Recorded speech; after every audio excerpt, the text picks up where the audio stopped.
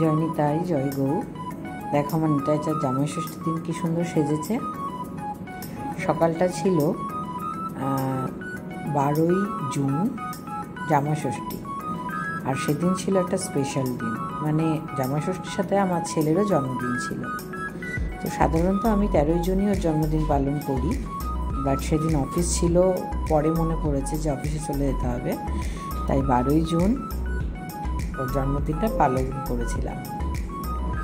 অনেক দেরি করেই সব কিছু ডিসাইড হয়েছিল, তখন বেলা 12:30 বাজে। তখন ডিসাইড হলো যে ওর জন্মদিনে কিছু খাওয়া দাওয়া করবো, আর ওকে রান্না করে দেবো। তো সকালের মেনু ছিল এটা, তারপরে আস্তে আস্তে রান্না বান্না কোনো রকমে করে দুপুরের মেনুর দিকে গেলাম। এরপর দুপুরে স্নান ধান সেরে চটজলদি চলে আসলাম ছেলেকে খেতে দেবো, মানে আশীর্বাদ করবো সাজিয়ে গুছিয়ে, সেই জন্য। তো দেখে নাও বন্ধুরা ঠিক কী করলাম। আশীর্বাদ করার জন্য ধান দুব্বো প্রদীপ রেখেছিলাম, তারপরেই আসল কাজটা করে নিলাম, মানে আশীর্বাদ। খুব হাসি খুশিই ছিল, কারণ প্রায় টাকা পাচ্ছিল তাই। এরপরে চলে যায় আসল মেনুতে, যেটা আমার ছেলের ফেভারিট। কী করেছিলাম দেখো, 5 রকম ভাজা ছিল, স্যালাড ছিল, তেল পটল, ডাল, ফুলকপি রোস্ট, পায়েস, মিষ্টি, আর ঠাকুরকে যে ফল দিয়েছিলাম, মিষ্টি দিয়েছিলাম ভোগে, সেটা। তো এইগুলোই ছিল আজকের জন্য। তারপরে খাওয়া দাওয়ার পর্বগুলো এক এক করে মেটালাম। প্রথমে ছেলে, আর আমার ভাই হয়, বাট ওকে আমি কার্তিক বলি, মানে আমার ছেলে হচ্ছে গণেশ আর শুভ হচ্ছে কার্তিক।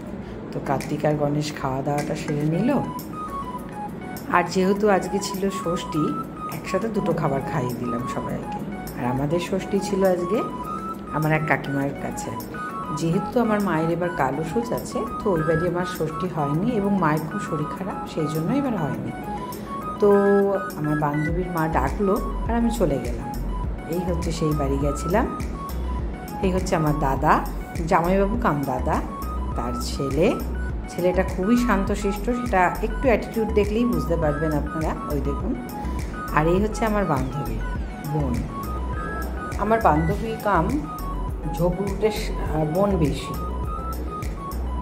তো এই হচ্ছে ওই বাড়ির খাওয়া দাওয়ার পর আমরা সোজা আবার বাড়ি ফিরে চলে এসেছিলাম।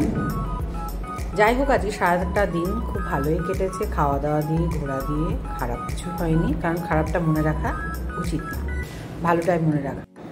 চলো টাটা বাই সবাইকে, সবাই ভালো থেকো।